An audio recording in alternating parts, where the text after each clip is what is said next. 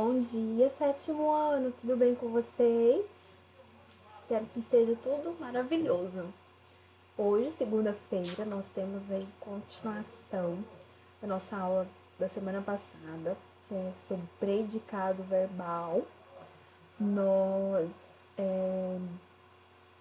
tivemos uma live só para predicado verbal e enfim, eu acredito que tenha esclarecido muitas dúvidas de vocês com relação, ao predicado verbal, ao predicado sozinho, sem nenhuma classificação. E dentro da classificação do verbal, eu penso, eu acredito, diante de todas as considerações e explicações que nós fizemos durante a live, eu creio que tenha ficado tranquilo. Então, agora nós iremos corrigir os exercícios que começam na página 88 e vão até a 94. Caso alguém ainda tenha ficado com dúvida ou queira fazer alguma pontuação a respeito, só me mandar mensagem que eu respondo. Às vezes eu não consigo responder na hora que me envia, estou dando aula, às vezes eu estou trabalhando, às vezes eu estou fazendo alguma coisa que eu não consigo, estar com o celular em mãos. Mas assim que eu vejo a mensagem, eu respondo, tá? E aí, se eu não respondo, se eu estiver demorando muito para responder, você me manda um oi de novo, que eu olho. Porque às vezes o meu telefone, ele reseta só, acho que é reseta a palavra. Ele reseta sozinho e aí apaga tudo. Então, tudo que tinha que eu li ou que eu não li, some, apaga, né? Então, eu tenho avisado os meninos, os alunos, desses episódios que tem acontecido com o meu telefone, tá? Então, vamos aí, tá? Primeiro nós iremos fazer a correção e depois eu volto aqui para falar com vocês sobre os exercícios de casa, tá? Então, vamos aí para a correção aí, dos exercícios a respeito do predicado verbal. Vou pegar uma canetinha aqui, pegar uma verde esperança. Então, aí nós temos, esse poema, que ele trata aí de brincadeiras que são realizadas aí, por seres conhecidos aí do folclore do Brasil. Nós fizemos uma atividade em literatura sobre uma reescrita de conto, substituindo bruxas e sereias por elementos aí do nosso folclore. Valorizar, o que nós temos aqui na nossa cultura. Então, aí, os sonhos do Saci. Então, vocês já leram, Então, agora nós já vamos aqui para o número 1. No poema, o eu lírico afirma que o Saci só assusta, ele não mata. Quais argumentos ele usou para demonstrar que o Saci não é um garoto malvado? Então, aí, ele disse o seguinte, que o Saci...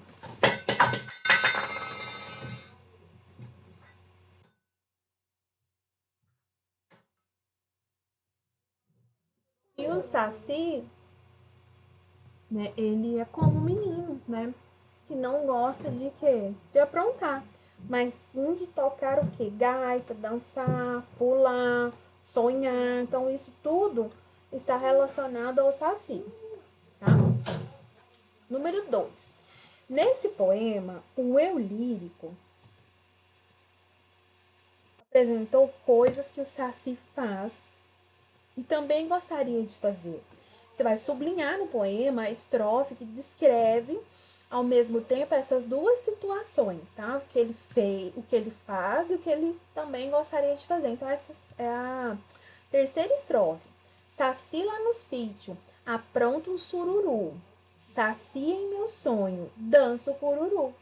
Então, aí ele descreve o que o Saci faz e o que ele gostaria de fazer, Quando ele cita em seu sonho, quando você sonha alguma coisa, eu tenho o sonho de viajar para tal lugar. É algo que você deseja que aconteça. E aí aqui o sonho também tem esse significado, tá? Seguindo aí. Agora nós vamos para o exercício de número 3. Releia estes versos. Saci em seu sonho e mais serelepe. A. O que o eu lírico descreve nesses versos? Ele descreve aí, como o Saci gostaria de ser. B. Qual é o sujeito nesses versos? Sujeito, meninos, vamos relembrar aí dentro da análise sintática. O que é sujeito? Sujeito é quem pratica a ação, é quem está fazendo uma ação aí. C. Qual é o predicado? Sujeito é quem pratica a ação e o predicado é a ação que foi praticada pelo sujeito. Então, qual que é o predicado? Em seu sonho e mais serelepe. Vou até sublinhar aqui. Sublinhar não, vou só dar um destaque aqui. D. O verbo desse verso é significativo ou de ligação? Explique. O verbo ser, né, ou estar, né, e aí ele vem aparecer o conjugado aí dentro da conjugação porque ele é um verbo irregular, ele é um verbo de ligação, porque ele está ligando, né, o sujeito, que é o saci, a alguma característica dele aí, né, que ele gostaria de ser, que é serelepe, né? O que é serelepe? Pessoa tagarela, levada, custosa, né? Uma palavra que nós utilizamos mais aqui. E qual palavra contém a informação mais importante sobre o sujeito? É ou serelepe? No caso aí, serelepe, porque é a característica do saci. O é o verbo, né? Ele só serve aí para ligar sujeito ao predicado, né? Para que tenha lógica, para que não fique uma frase, né, em pedaços, digamos. F. Qual é a função sintática dessa palavra? Ela é um predicativo do sujeito. Por quê? O que é predicativo do sujeito? É uma palavra que dá uma característica, que fala algo sobre o sujeito. Então, tá dizendo aí que o serelepe, que o saci é o quê? Serelepe. 4. Agora releia os seguintes versos da terceira estrofe. Saci lá no sítio, apronta um sururu. Qual é o sujeito desses versos? Saci. Né? Qual é o predicado? Lá no sítio e apronta um sururu. C. Como é classificado o verbo desse verso? Ele é significativo ou ele é de ligação? Então aí, meninos, ele é um verbo significativo. É porque ele está mostrando, ele está apresentando algo que tenha sido feito pelo sujeito, que no caso aí é o saci. D. Qual termo contém a informação mais importante sobre o sujeito? Apronta ou sururu? Apronta. Então, a informação mais importante é a ação feita pelo saci, que é o quê? Apronta, né? Verbo aprontar, né? Vem do quê? É de ser... fazer travessura, né? De, fulano aprontou. Significa que, né, fez alguma coisa aí, né? Seja boa ou seja não tão boa, tá? Nós já vimos. Vamos lá para correção. Praticando. Deixa eu só alinhar aqui para ficar bem certinho, para não ter prejuízo aí quanto à visão da tela. 1. Você vai ler a seguir um texto sobre a vida de Câmara Cascudo, o maior folclorista brasileiro. Antes de fazer a leitura, responda a questão. A. Em uma biografia, geralmente são narrados acontecimentos particulares da vida de uma pessoa ou de um personagem. Assim, que tipo de predicado espera-se que esteja presente nesse gênero textual? Então, nesse caso aí, são os predicados verbais, né? Porque eles, né? Qual que é a função do predicado verbal? É contar, é expressar fatos, acontecimentos, coisas que tenham, né, acontecido com as pessoas. No caso aí, né, da biografia. B. Agora leia a biografia e complete os espaços com os verbos a seguir. Luiz Câmara Cascudo nasceu em Natal, no Rio Grande do Norte, em 1898. De família rica, foi criado em um ambiente artístico e intelectual. Em Salvador e no Rio de Janeiro, começou a carreira de medicina, mas a abandonou para estudar direito em Recife, Pernambuco. Ao terminar o curso, voltou a Natal, cidade que nunca mais abandonou. Entrou em contato com o movimento modernista brasileiro e manteve uma intensa correspondência com o escritor Mário de Andrade. Dedicou-se à educação e ocupou diversos cargos oficiais, como secretário do Tribunal de Justiça e consultor jurídico do Estado. Em 1959, a recém-fundada Universidade Federal do Rio Grande do Norte o nomeou professor emérito, ou seja, um professor com extremo destaque, tá? O Instituto de Antropologia dessa universidade recebeu o nome de Museu Câmara Cascudo. Morreu em Natal em 1986. Então, é uma breve biografia sobre o Câmara Cascudo. Então, aqui, todos esses espaços aqui em cor de rosa são verbos. Esses verbos estavam aqui, né? Estão aqui para que vocês utilizassem aí, né? Completando, tá? Seguindo aí. Só alinhar aqui, porque quando muda de página, ele foge do lugar. C. O que predomina nesse trecho? Verbos significativos ou de ligação? Por quê? Predominam aí, né? A predominância aí de verbos o quê? Significativo. Por quê? Porque eles foram empregados, porque foram, né, apresentados os principais acontecimentos da vida, né, do Luiz Câmara, tá? D. Retire do texto duas orações constituídas por verbos significativos e uma que haja verbo de ligação. Então, verbos significativos são aqueles que expressam uma ação. E o de ligação, o próprio nome já diz. Então, fazendo um elo aí, né? Está ligando. Então, aí nós temos algumas respostas aí, né? Orações com verbos significativos. O Instituto de Antropologia dessa universidade recebeu o nome de Museu Câmara Cascudo. Então, nós temos o verbo receber aqui. Morreu em Natal em 1986. É uma ação, né? E nesse caso aí não existem verbos de ligação. Todos os verbos que apareceram ali são verbos significativos. Seguindo aqui a nossa correção. E classifique os verbos que você utilizou para completar o texto sobre Câmara Cascudo quanto à transitividade. Identifique-os como VTD, né, que é verbo transitivo direto, VTI para verbo transitivo indireto, e VI para verbo transitivo e VTDI para verbo transitivo direto e indireto. Vamos relembrar aqui. Verbo transitivo direto é aquele que não precisa de conjunção para ser ligado ao restante da frase, aos complementos, né? No caso, aí, complementos verbais, seja ele objeto direto, objeto indireto. Verbo transitivo indireto é aquele verbo que necessita, ele tem que ter uma preposição depois dele. E o verbo intransitivo, ele não necessita obrigatoriamente de complemento. Por si só você já entende. Ah, fulano casou. Casou é um verbo intransitivo, porque você sabe a ação que aconteceu. Casou e pronto. Você pode colocar um complemento? Pode, mas não é obrigatório. Diferente do verbo transitivo direto e do indireto. E o verbo transitivo direto e indireto é a junção dos dois, tá? Então, vamos lá. Nasceu é verbo intransitivo. Começou, verbo transitivo direto. Abandonou, verbo transitivo direto. Voltou, verbo transitivo indireto. Entrou, verbo transitivo indireto. Manteve, verbo transitivo direto e indireto.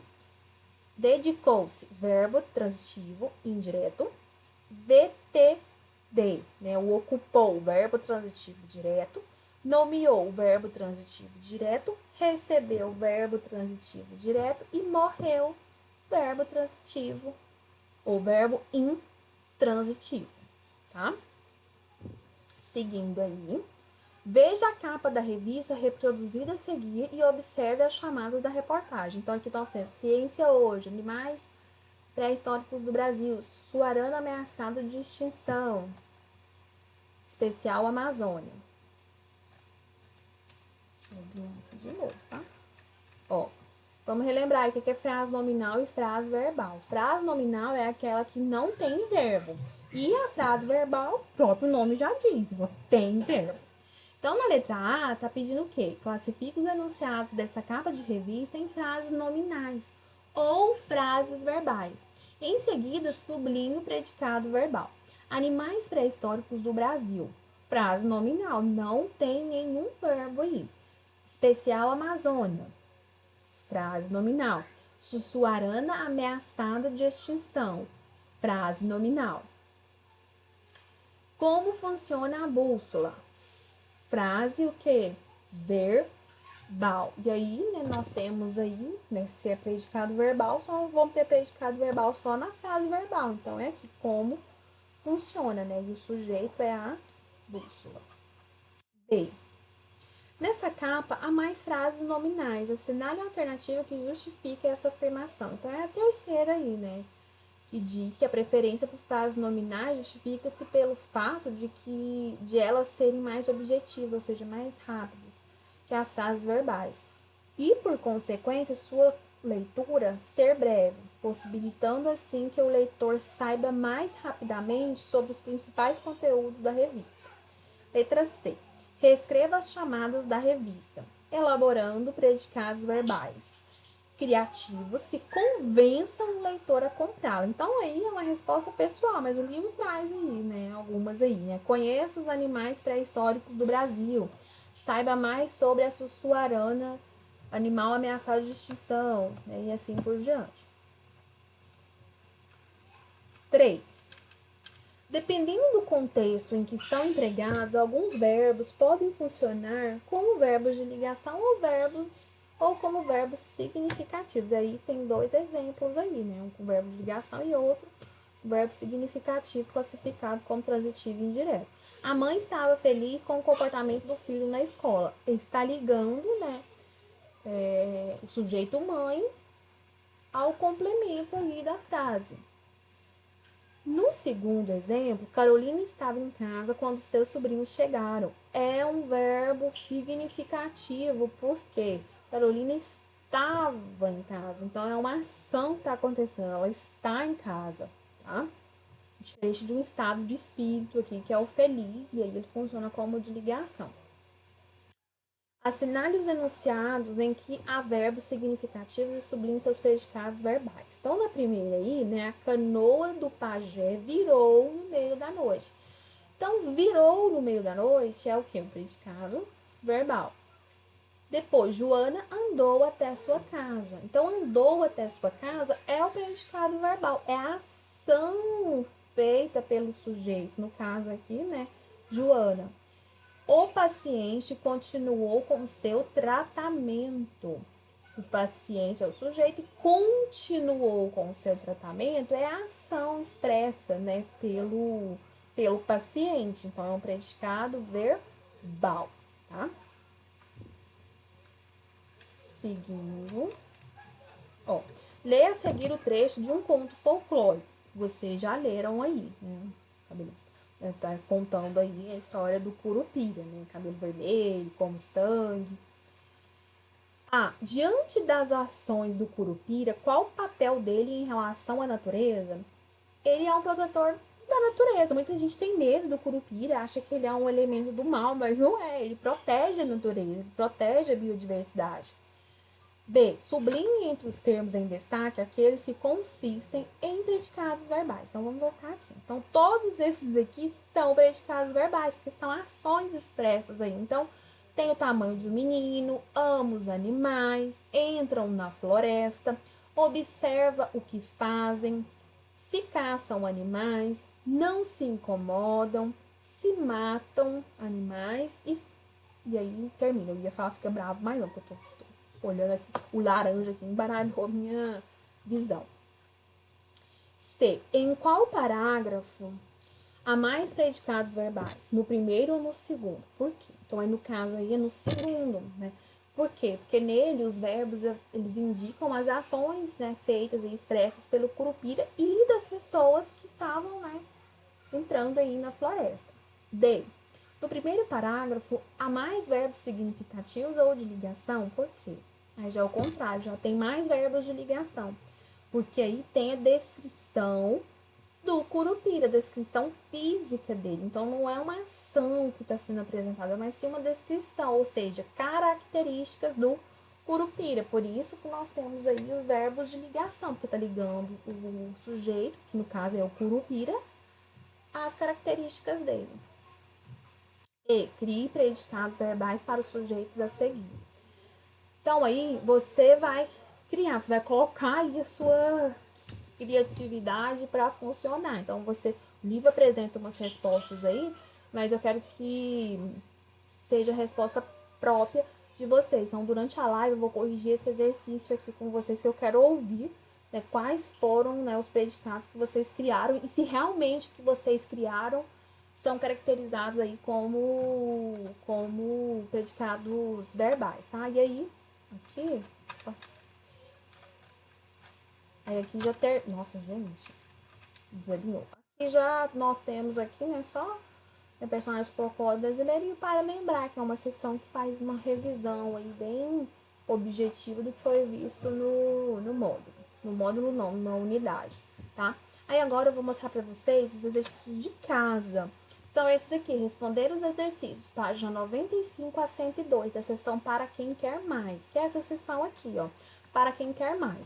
Qual que é a função dessa parte aqui do livro, dessa sessão?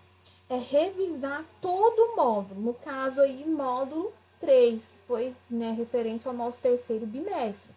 Então, é muito importante que vocês façam com cuidado, façam com dedicação. Por quê? Porque ela revisa o conteúdo todo que foi estudado. E aí, o conteúdo que aparece aí é em gramática, literatura e redação, tá? Então, se tiver com dúvida quanto à resposta, só me procurar, só me mandar uma mensagem que eu estou à disposição para auxiliá-los aí no que for preciso aí, para que haja compreensão e que vocês consigam aí ter um entendimento maior, né, com relação ao conteúdo e, né, para responder os exercícios, tá? Beijo para vocês, uma ótima semana, tudo de bom, bye bye e até a próxima aula. Tchau, tchau.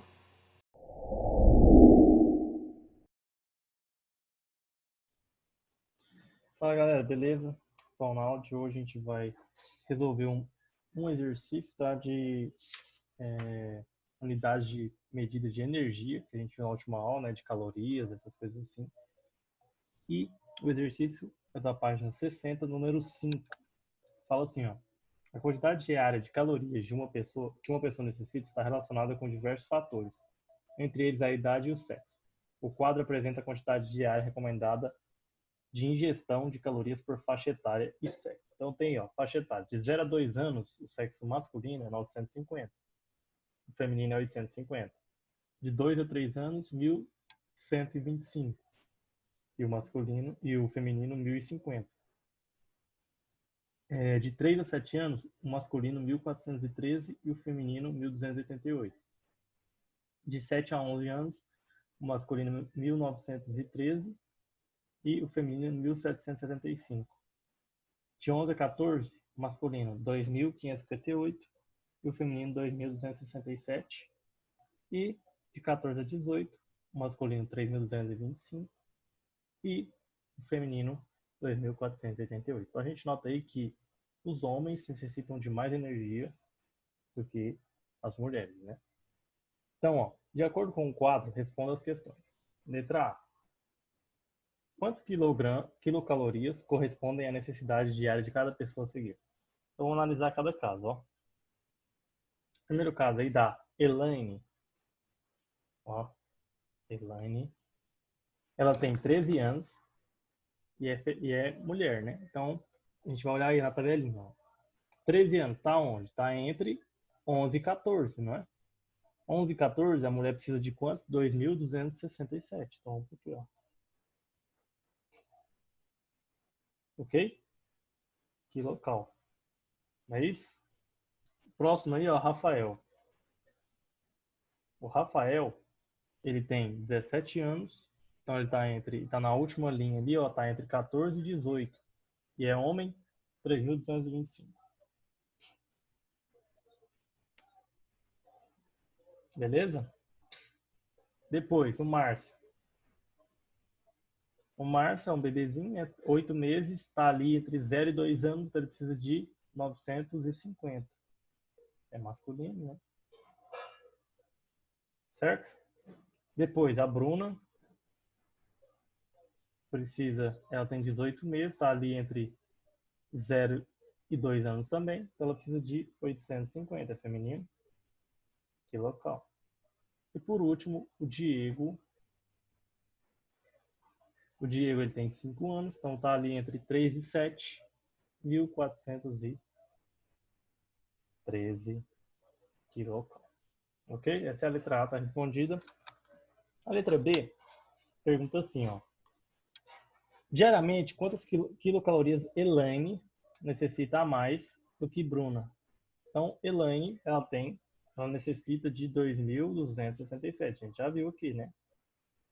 E a Bruna, 850. Então, se você quer saber quanto a mais, tu quer saber a diferença. Então, tem que pegar um menos o outro. Certo? 2.000, então vou pegar 2.267 menos 850, ó. Vai ficar 7 menos 0 dá 7. 6 menos 5 dá 1.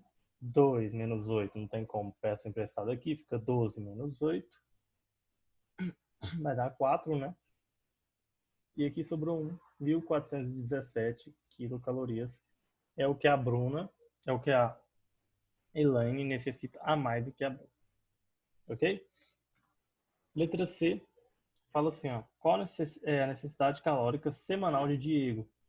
Isso aqui, gente, é por dia, é diária, certo? Esse que a gente achou. Diego, a gente achou que é 1.413 quilocalorias. Não é isso? Quer saber semanal? É só a gente pegar isso aqui e multiplicar por 7. Certo? A fração 7 vezes 3, 21, sobe 2. 7 vezes 1 dá 7, mais 2 dá 9. 7 vezes 4 vai dar 28, sobe 2. E 7 vezes 1 dá 7, mais 2 dá 9. 9.891 quilocalorias semanais. Ok? D. Qual a média de necessidade calórica diária das pessoas apresentadas no item A? Então, a média, lembra da média? O que era a média? A média a gente somava e dividia pela quantidade. Lembra? Então, a gente tem que somar todas. Então, vai ser, ó, da Elaine, 2.267, mais do Rafael, que é 3.225, mais do Márcio, que é 950, mais da Bruna, que é 850, mais do Diego, que é 1.413. São quantas pessoas? 5, né? Então, divide isso aqui tudo por 5. Então, eu somo e divido por 5. Se eu somar, vai dar 8.705 dividido por 5. Então, foi essa divisão, ó. 8.705 dividido por 5. 8 tem como dividir por 5? Tem. Vai dar 1, né? Então, aqui fica 5. 8 menos 5 dá 3. 3 tem como dividir por 5? Não. Então, desce o 7. 37 tem como dividir por 5? Tem. Vai dar 7, né? 7 vezes 5 dá 35. Então, sobra 2. 2 dividido por 5 não desce o 0. 20 dividido por 5 dá 4. E dá 0. 0 dividido por 5 não desce o 5. 5 dividido por 5 dá 1. Então, a média diária de quilocaloria desse grupo de 5 pessoas é 1.741 quilocalorias diárias. Ok? De acordo com as recomendações de quantas quilocalorias você necessita diariamente. Então, isso aí é de vocês, tá? Vocês vão olhar aí a faixa etária de vocês e ver quantas, e o sexo, né? Masculino e feminino, e ver quantas quilocalorias cada um vai necessitar. E aí coloca aí na resposta. Ok, gente? Então, essa aí foi a nossa aula. Espero que tenham gostado. E até a próxima aula. Valeu, tamo junto.